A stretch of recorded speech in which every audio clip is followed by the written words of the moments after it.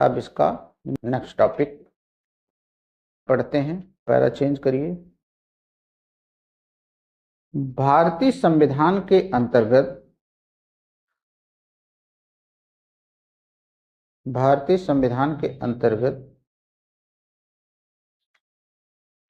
जिन विषयों का अध्ययन किया जाता है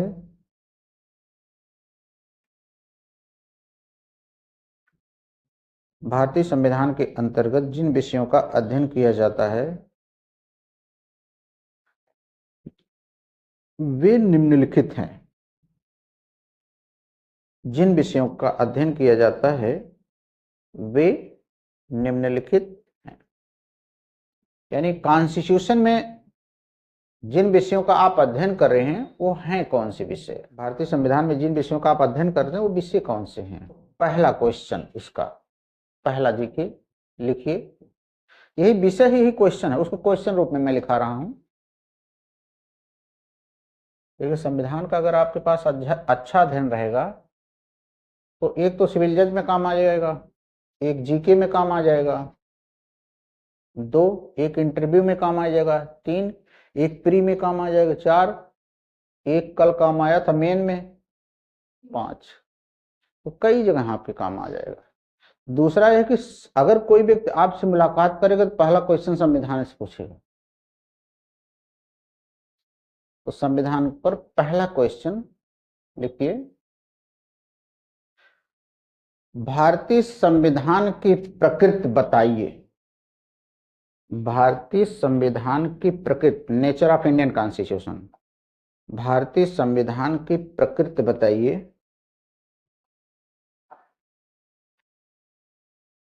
यह संघात्मक है या एकात्मक?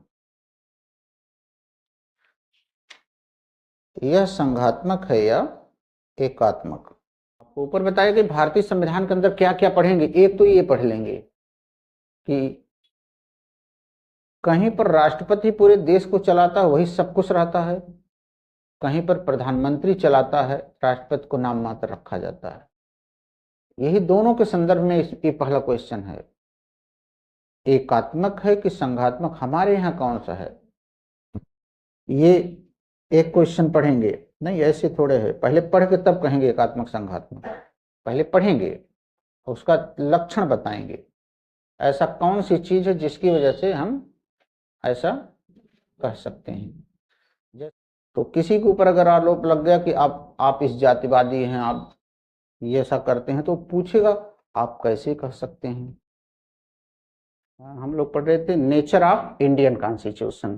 पहला क्वेश्चन था नेचर ऑफ इंडियन कॉन्स्टिट्यूशन। पूरे विश्व में 2 प्रकार के संविधान हैं। इस संविधान में हमारा संविधान कौन सा है, अमेरिका का कौन सा है, ऑस्ट्रेलिया का कहाँ का है, ब्रिटेन का कहाँ का है, पाकिस्तान का कहाँ है, किस में है। एक क्वेश्चन ये पढ़ेंगे। दूसरा क्वेश्चन, भारतीय संविधान की प्रस्तावना बताइए। भारतीय संविधान की प्रस्तावना लिखिए। भारतीय संविधान की प्रस्तावना लिखिए और इसमें प्रयोग किए गए विभिन्न शब्दों की व्याख्या कीजिए। और इसमें प्रयोग किए गए विभिन्न शब्दों की व्याख्या कीजिए।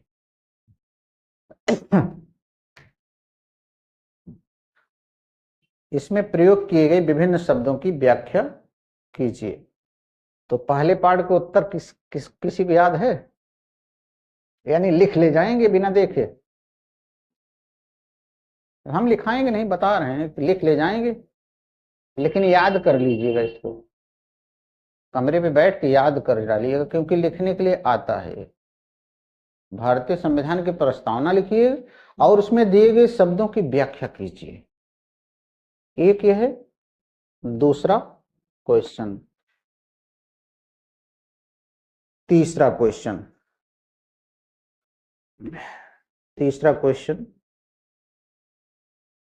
लिखिए, मूल अधिकार से आप क्या समझते हैं? मूल अधिकार से आप क्या समझते हैं?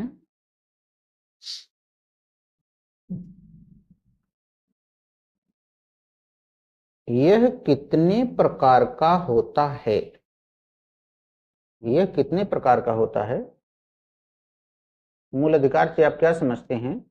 यह कितने प्रकार का होता है? यहां तक तो आपको आ रहा होगा उत्तर। मूल अधिकार तथा मानवाधिकार में अंतर बताइए। मूल अधिकार तथा मानवाधिकार में अंतर बताइए। मूल अधिकार तथा मानवाधिकार में अंतर बताइए। तो देखिए क्वेश्चन बड़ा बहुत अच्छा है। मानवाधिकार और मूल अधिकार को स्पष्ट करते हुए दोनों में अंतर बताइए। तो मूल अधिकार तो आपका एलएलबी से सामना पड़ा होगा, मानवाधिकार भी पड़ा होगा, लेकिन हम ध्यान नहीं दिए होंगे। एक में है कि देश के नागरिक होने की वजह से आपको मिलता है, व्यक्ति होने की वजह से मिलता है। एक में मनुष्य होने की वजह से मिलता है। हाँ, मनुष्य है इसलिए आपको दिया गया है।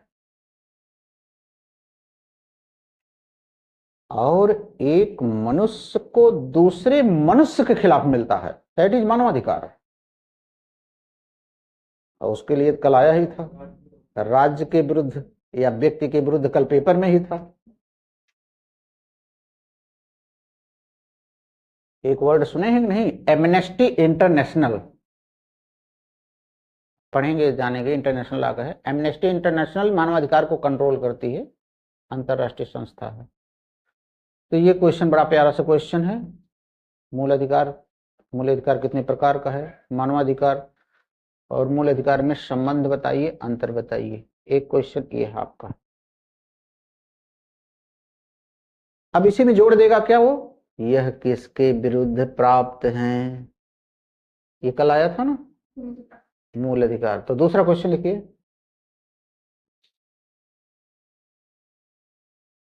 अब हम लोग मूल अधिकार पे आ रहे हैं अंदर। लिखिए, भारतीय संविधान भाग 3 में वर्णित मूल अधिकार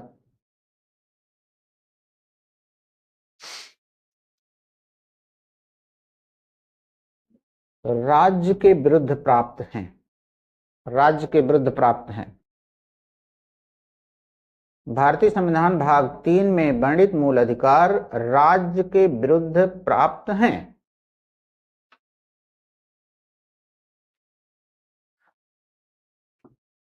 इस संदर्भ में राज्य की परिभाषा दीजिए। इस संदर्भ में राज्य की परिभाषा दीजिए। राज्य की परिभाषा दीजिए।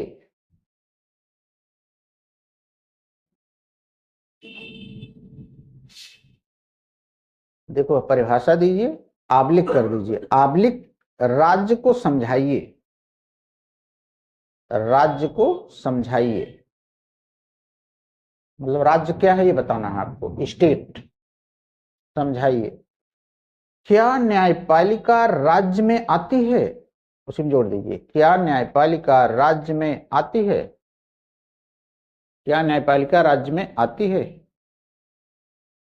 ये क्वेश्चन ये पढ़ेंगे।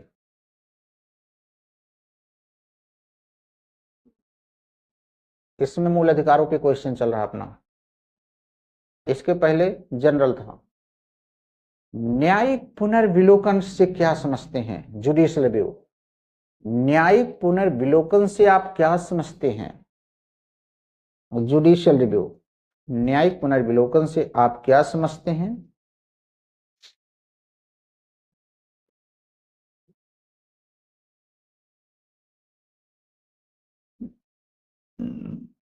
भारतीय संविधान में इसकी क्या सीमाएं हैं, भारतीय संविधान में इसकी क्या सीमाएं हैं, भारतीय संविधान में इसकी क्या सीमाएं हैं।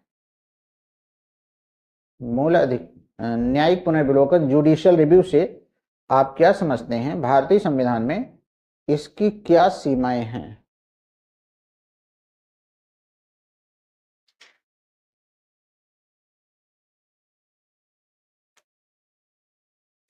ये जनरल नॉलेज का भी क्वेश्चन है, जुडिशियल रिव्यू।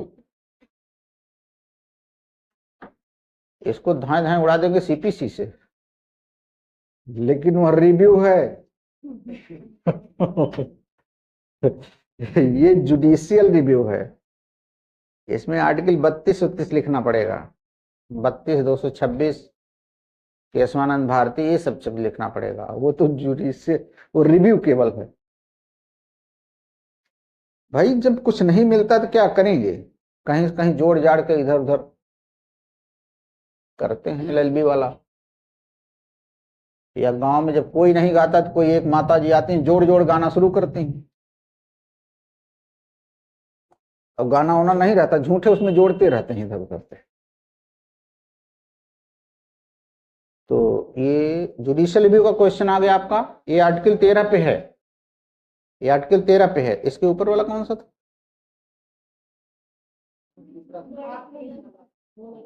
हाँ हाँ, वो किसी आर्टिकल पे नहीं है, वो किसी आर्टिकल पे नहीं है।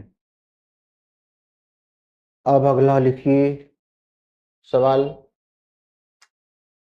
विधि का शासन, रूल ऑफ लॉ, विधि का शासन, रूल ऑफ लॉ, विधि का शासन को भारतीय संविधान में कहां तक समाहित किया गया है?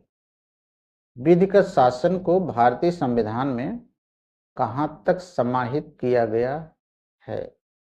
इसका उत्तर आर्टिकल 14 और 361 में है। 14 प्लस 361, कहां तक का उत्तर 361 में है। नहीं, राष्ट्रपति को अपवाद किया गया ना, हाँ राष्ट्रपति वगैरह पे नहीं लागू है। मतलब हम आपको बता दे रहे हैं, अपने मन से भी पढ़ सकते हो कहां से इसको पढ़ना है।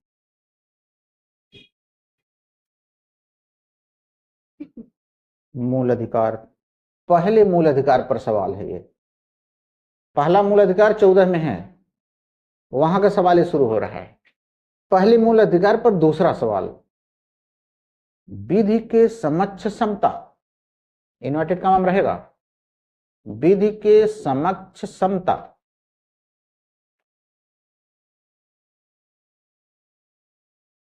इक्वलिटी बिफोर लॉ, विधि के समक्ष समता, विधियों का समान संरक्षण, इक्वल प्रोटेक्शन ऑफ लॉ, विधियों का समान संरक्षण।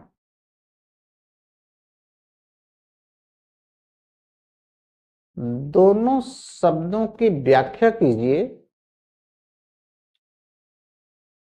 दोनों शब्दों की व्याख्या कीजिए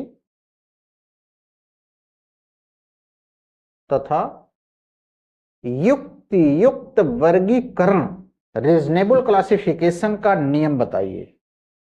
युक्त वर्गीकरण, रीजनेबल क्लासिफिकेशन का नियम बताइए।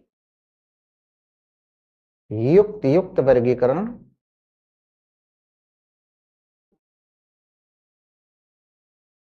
रीजनेबल क्लासिफिकेशन का नियम बताइए। इसका उत्तर आर्टिकल 14 में है, इसका उत्तर आर्टिकल 14 में है। इसी सीरीज में हम आपको क्वेश्चन को पढ़ाते चलेंगे, अब आपको समझ में आ जाए। और इसी के साथ साथ इसका प्री भी सब बताते चलेंगे, वो भी देखिएगा। क्वेश्चन तैयार करते जाएगा, 5-5 क्वेश्चन, जिस दिन 5-5 पूरा होगा उसके बाद अपना टेस्ट दे दीजिएगा बस। बाकी अगले क्लास में पढ़ेंगे।